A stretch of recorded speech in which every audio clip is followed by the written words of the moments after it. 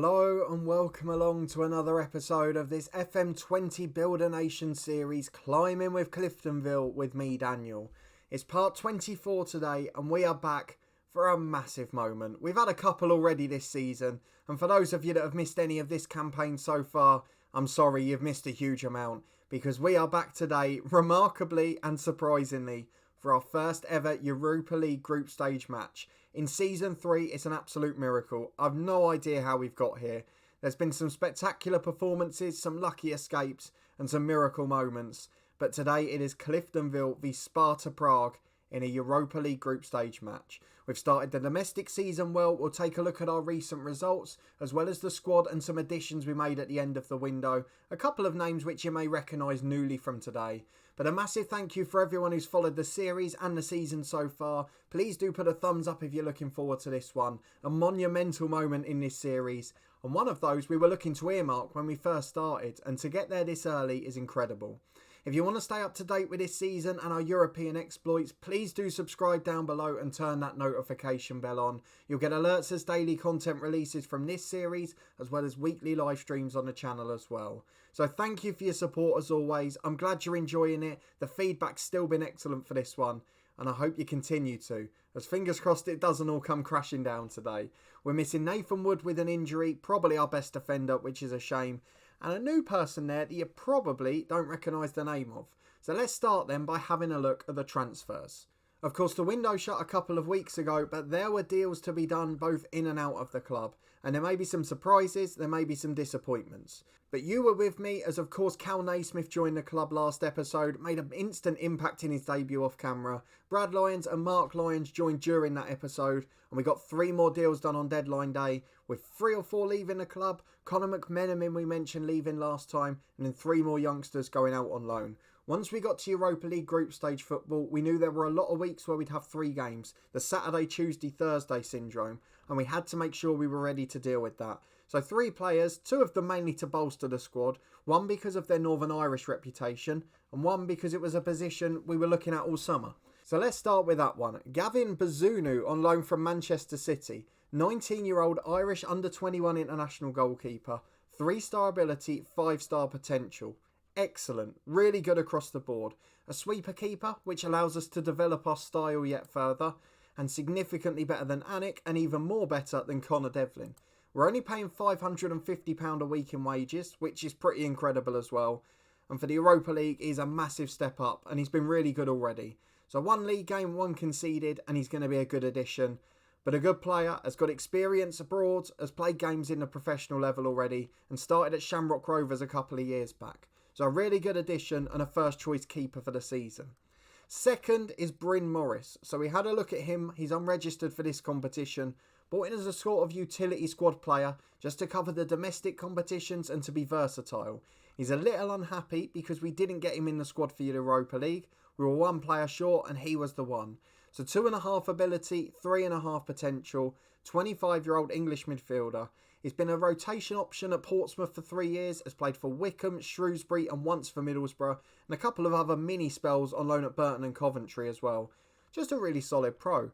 And for him, he's that player that if we have a Thursday night game like tonight, will then start in the league. And I don't think he's a bad option to have. So Bryn Morris, a really good addition. Squad player, £600 a week. Bish bash bosh, good signing. Job done. And then lastly, probably in the context of this save, the most exciting one. Because Conor McLaughlin joined us on deadline day. He's going to be our new backup right back. But at 30 years of age, he has 45 caps for Northern Ireland. He's a superstar, he's an international regular, and he's joined us for £825 a week and will play a lot of domestic games for us.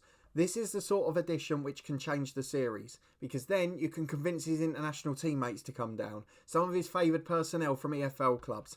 These are the sorts of players we need. So as a fullback himself, he's good if not spectacular, a natural replacement for Conor McDermott, but reputation is key, and he's already going to be playing a lot of football in the Danske Bank Premiership. Really looking forward to working with him, and a good squad addition, a professional personality, and an experienced international footballer playing back in his home country. They're the types of players we need to get back in this league. So 3 really good additions to the squad so far. A few youngsters going out on loan in addition to the likes of Gormley, McMenamin and McDermott in the last couple of episodes. And overall in that window, we've made nearly £270,000, which is exceptional. We managed to hold on to Connor Johnson. He was wanted by other clubs, but we've managed to offer him a new deal now. So providing he accepts that, the money we get for him should then be greater, as I'd imagine we will have to sell eventually. We're definitely going to be a selling club still, and we'd fancy ourselves to get replacements just as good. He's not actually rated as good as Shotton now. He's rated the same as Ben Hall and less good than Nathan Wood, so technically he might be a backup in a week or two. The same applies for some others, the likes of Dylan McCanday, Ethan Galbraith, Connor Crawford wanted. We're really struggling to get him a contract, and that's really concerning me. Still says it's going to change in the near future, but how soon is near, because it's been a couple of months already. But let's go and have a look at the schedule to see how we've been getting on. We had that ridiculous 12-0 win against Glentoran, the 2-leg victory against Ostend, and of course we played Warren Point in the league in between. We then beat our old bogey side Ballymena. I don't think we can call them that anymore. McCanday and Johnson with late goals. They did hold us off for 70 minutes again. We have to be fair.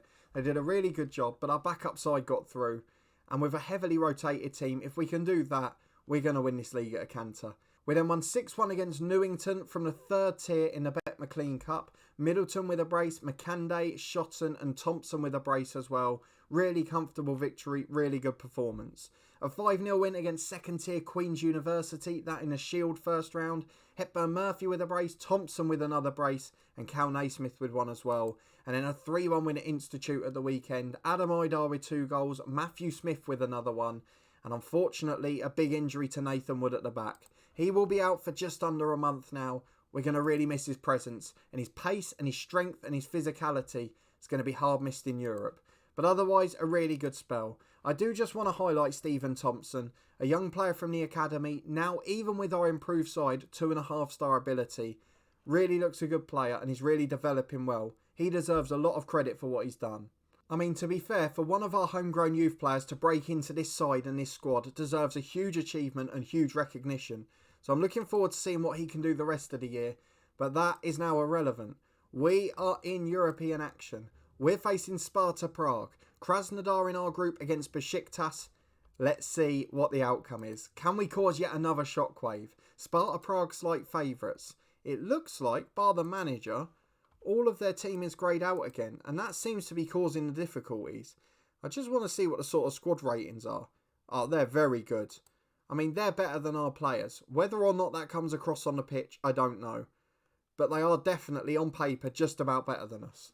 So let's go and pick the team. It is our strongest possible 11, just Nathan Wood missing out injured. So we've got Bazunu in goal, Nico Williams and Ryan Burke the fullbacks, Saul Shotton and Connor Johnson at centre-half, Lansbury and Smith in midfield, McCanday and Middleton on the wings, and the dream duo, Hepburn Murphy and Idar up front. Hepburn Murphy's back amongst the goals now, got his first in the league, got 2 in the Shield, 3 in 2 games, and a good chance for him. A good substitutes bench if needed, probably stronger than last year's starting 11. It really is incredible how quickly we've developed. And with European football on the horizon, there's positives to come. So we've got some important off-the-pitch news to reflect on after the game, but I don't want to hold up the debut any longer. Let's go and face Sparta Prague, and then we'll come back and look at that in a moment. What do you think the score will be? Predictions in below. It is a big moment, and it's come very quickly, much quicker than we expected. Can we pull off the major shock? A unique-looking 4-3-3 for Sparta Prague, 2 holding midfielders, as is often the case in European competition.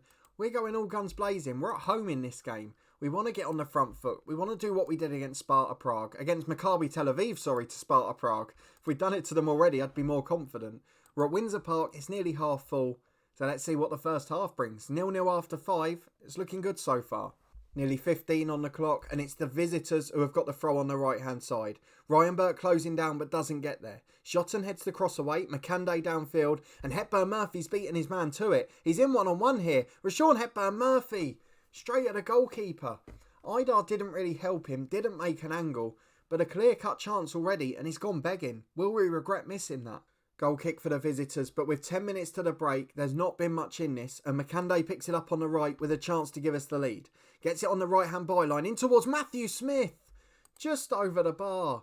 We just had the better of this match. There's not been many chances in it. It's been a very much in the middle of the pitch game. A bit of a battle, not much going on, and it's level in the other game as well. So this could be a tighter group than we expected, as Middleton picks it up on the left for Adam Ida. Chance to get to the byline, crosses in, headed away at the front post. Really good defending actually. And it's balled out by Visek in the middle. Switch of play towards Marley on the left-hand side. Good closing down and support from Makande, doing the work to help his fullback out here, and he's got the blocking as well. He's going to chase it down, but Visek will get there first, and he's forced him backwards. Good work from him. Nico Williams heads away, but it's straight back to Sparta in the middle. Long ball forward which shot and clears. So Matthew Smith, through ball to Ida. It's a brilliant switch to the counter. It's blocked to Middleton, and his shot's blocked as well. It is Cliftonville pouncing on the break, and we've got a free kick on the left wing with Middleton. Into the back post. Oh, it's in! Matthew Smith with the header. The central midfielder. I mean, we knew what he could do from Dorking Wanderers, but his aerial threat was never his superstar skill. But here in the Europa League on our debut, it has given us the lead. Besiktas have nicked a lead in their game as well. They're 1-0 up in Russia. But we lead Sparta Prague 1-0. When will this stream end? It is 1-0 Cliftonville. We're on course for 3 points. Importantly, we're on course for £500,000 in prize money again. Everything is looking incredible. And these lads in Europe are stepping up to a plate I didn't even know they were capable of meeting. It is incredible performances. It's sensational work rate. And with an hour gone, we've still got a lead. Sparta Prague are pushing back. The stats are going more in their favour. Certainly the shots on target are. But we're still holding strong and we're doing everything we can. But it's a long ball forward now for the visitors to Kubar. Brings it down in midfield. Goes back to Movorek. Into Tavora. Out to Moot Kubar again. He goes right to Stasny. Into the box. Front post header. And Rada scores for 1-1. The dream ends eventually. And again, semi-pro B professional. Is it that sort of fatigue late on? We've seen it in other games. And on this occasion, it's caught us earlier. So hopefully we won't throw the game away. Adam Idar's not had the best in the world. He's going to be replaced by Connor Crawford, who will switch with Hepburn Murphy. New duty for him. In central midfield, I'm thinking Galbraith for Lansbury. I know it's a loss of experience, but it's still a similar amount of quality. And then at the back, we can't really make changes due to the injury. I would think Conor McLaughlin for experience, but on this occasion, I'm not going for it. Makande will be replaced by Noah Daly. He'll be a winger on attack. Let's get that balance out wide. And let's try and nick a winner in this brilliant European tie. Again, we've exceeded all expectations in the debut, but we're under pressure now. And with 10 to go, it's Sparta in the attacking left corner. Back to the left back. Into the edge of the box to Tavora. He gets it into Visek. Back to midfield to Rada again. What a save, Bazunu. And that is why we got a good keeper in. A sensational save. Ben Anik probably wouldn't have saved that, even in his prime. And this is where the keeper works. Smith misses his challenge though, and it is all Sparta at the moment. Shot on with a sliding tackle to block. Long ball to Hepburn Murphy. Up to Connor Crawford, the 17-year-old. He's got Daly running off him. Crosses early though, into Middleton. Oh, he's missed. Oh, he had to score. The flag's up for offside, which spares his blushes. What a ball in from Crawford. But unfortunately, it doesn't count for anything. And the visitors are back on the attack again. It's been a wonderful second half. They've really come out and played, and it's led to an end-to-end game, to be honest. Rada picks it up again. Oh, that's sensational. What a goal from Matej Rada. I'm not even annoyed if we lose to that one. That's an incredible strike. It's like that old Tony Yeboah one from the 90s. Any older viewers will remember that. Straight off the crossbar and bouncing down. It's a wonderful strike. We're going to go positive with 2 minutes to go. 4 minutes added on. And I think we're going to lose 2-1. The European debut ends in defeat due to a thunderstrike with 5 left. But those boys can be so proud of that performance. We were never expected to get here. We never expected any results. And the fact that we've only lost that 2-1 is incredible. So Besiktas lost 2-1 as well. It's similar results across the board. I'm really impressed with that. The way we acquitted ourselves, the way we played, gives me a lot of promise for the rest of this campaign. But despite all the positives, despite the brilliant performance and the great effort to get here, it is a defeat and we have to treat it as such. We've got a really good domestic run coming up now. We'll play the Besiktas away game off camera because I'm not really expecting anything on the road there. And we'll come back for the home game against Krasnodar. Then we'll make sure we show the home game against Besiktas to end on, so we've shown one game against each opposition. It's going to be a really interesting spell, and the home games are our chances of getting results. So we're going to play through the domestic season off camera. As you can probably see from the table, we think we're going to win the title at a canter. Larn, although they've made good signings, haven't really got their managerial and coaching team settled yet. Linfield haven't got a good enough squad. They haven't replaced Shane Lavery, and they haven't got a top striker as a result of that. And then from the other competitions, we'll probably just show the finals if we get there, or any big games in the Carramel Wafer Cup, because I absolutely love that. And I've got to thank you for your support on last year's final, because it was one of my favourite episodes, and certainly the most smouldering thumbnail we've ever had on the channel. But let's go and have a look at the schedule, and more importantly, the off-the-pitch news that we wanted to have a little look at. Because part of the benefit of getting to the group stages, getting 3 or 4 extra million in, you can see we've now got nearly 6 in the bank. But if we go and have a look at that club vision, there is big news. We have got an expansion to Solitude planned. So currently, the stadium itself is 6,220 thought with 2,500 seated. The plan is to expand it by around 1,000 seats. And hopefully that will enable us to be bigger in Europe. It will allow us to meet the 4,500 seats to have European home games at Solitude. A brilliant atmosphere and a brilliant place to host them.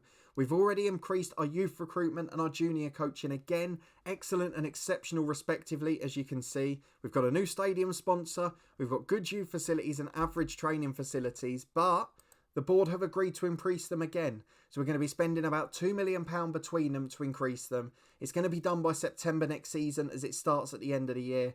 And I'm really pleased. The board are supporting us. They're doing everything they can. And the only thing left now is to turn professional. We haven't yet. Oh, we have got the option now. We've got to ask. We've got so much money in the bank. We have to ask for it. They've agreed. We are professional at the start of next season. We won't run out of money, so it will definitely happen.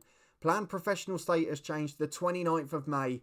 Get that date in your diaries, because instead of having to rely on all of these loan kids, all of these top quality players, we can get some in on permanent deals. They can train full time, they can improve, and that's exactly what we want from them. So that's an exciting moment in this series. There is plenty of them this season, and this series has escalated far more quickly than I couldn't have imagined. I thought maybe Europa Conference football, to be in the Europa League, to be competing with teams like Sparta Prague at this stage, miracles are happening.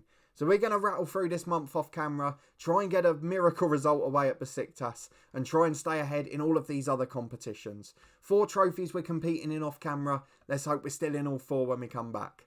But if you did enjoy this episode, our Europa League group stage debut, and a pretty spirited performance against Sparta Prague, please do put a thumbs up on the video. Let me know what you thought of the Tony Yeboah-esque goal to win it for the visitors, and what you thought of our first performance in the biggest stage that we've ever played on.